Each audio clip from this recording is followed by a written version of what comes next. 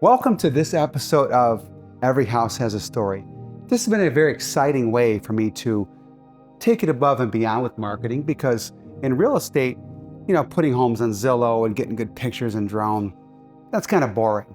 So we've taken this to the next level with tying it to my podcast and also meeting with sellers.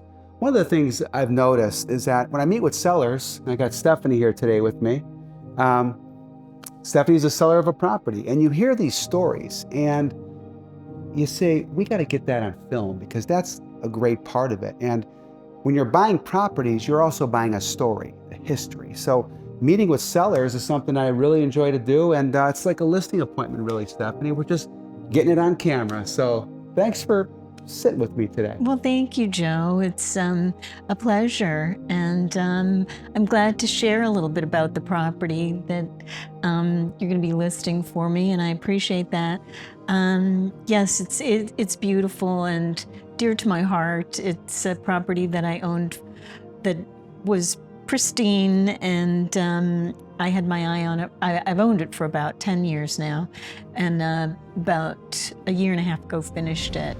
And it's been a joy to put together such a home because it's in a location that is unique in that it's across the Estero River from the Caution State Park, which is a 135-acre park.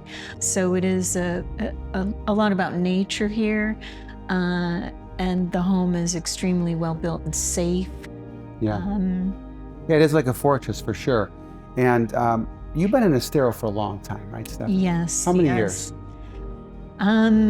Well, I think I was investing here in the 70s. Okay. And helped start Wildcat Run and some other projects. Back then we were buying property for $500 an acre. Yeah, that's unbelievable. Would you ever have thought back then in the 70s, if you fast forward to 2026, can't believe it, that you'd have one of the best, most pristine properties with some of the biggest golf access frontage in Estero? Actually, I always did think that people would find out about it eventually. Yeah. But I didn't think it would happen so fast. You Yeah. know, people have come, they see the weather, the quality of life, the nature, the ability to be outside on your property all year round and enjoy it. And yeah, it's a beautiful lifestyle. And, boating has always been part of that for me too, because it's nice to hop in the boat and take a ride, and even if it's just down the Estero River to the bay, because the Estero Bay is beautiful too. It is, yeah. The Estero River is very peaceful, that's for sure. Yeah, it's very old Florida. Yeah. Very old So Florida. we moved here in 1989, so we've been here a long time as well. And if you look at a property like this, having so much land on the Estero River, you say this is the first home that's ever been built 10 years ago. 2016, for all those years, it's just been untouched. Yes, I'm sure that it was a place that the Caution community, people who historically settled here, would have come across and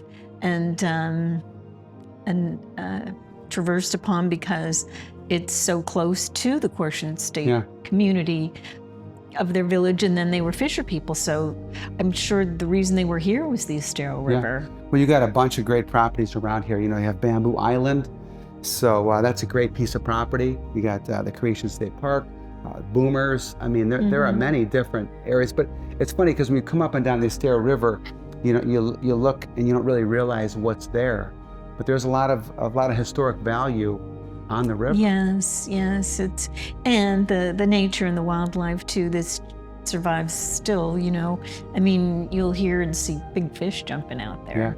Yeah. Well, those are mullet though. Nobody catches those. You don't gotta catch them with a net. out there that come up here. Yes. Nice. Yes. So Stephanie, when you look at these types of properties on the river or on the water, golf access, a lot of them have had water damage. At some point, especially if it wasn't Ian, it might have been Milton or Helene.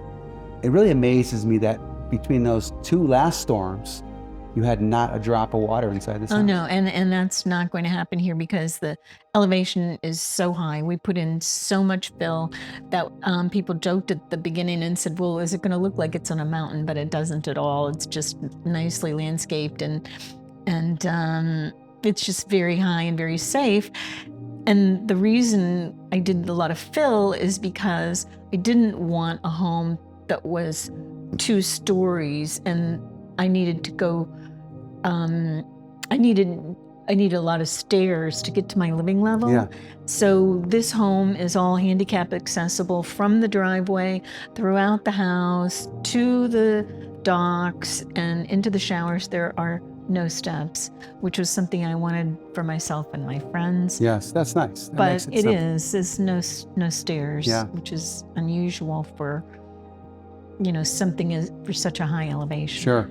But it's been a lot of fill, and you can do that on a property like this because it is 4 acres. Yeah. And you're able to do that. 4 acres of property. So it's 4 acres. It's actually 2 lots, and it's 2 acres each. Each lot has property on the road and property on the river, and I've been using all of it for the one home I'm living in now. But the beauty of it too really is the nature. Lots of birds. It's a birder paradise. It's beautiful with butterflies. People want to sometimes. I was going to do a butterfly garden, but I realized the entire property is already a butterfly garden, so that really wasn't necessary. It's south facing, I think, straight out the back, isn't it? Sort of southwest, Yeah. because the sunset does come right about there, and that's nice also. So it's a little bit of an angle to try to, angle it more a little bit with the river. Sure. But I think the house, though, I know we talked a lot about the land, but this is a pretty special house too, and I think you built it in a really nice way. It's not it's sort of transitional, but it's got a nice old Florida flair to it, which I think is what you would need for Estero to be on the river. If you put this big modern monstrosity or maybe a really heavy Tuscan home or everything's squared off, it might not match. And I think this and also, looks great. Estero's guidelines are somewhat narrow in your architectural choices. So Old Florida is one of them.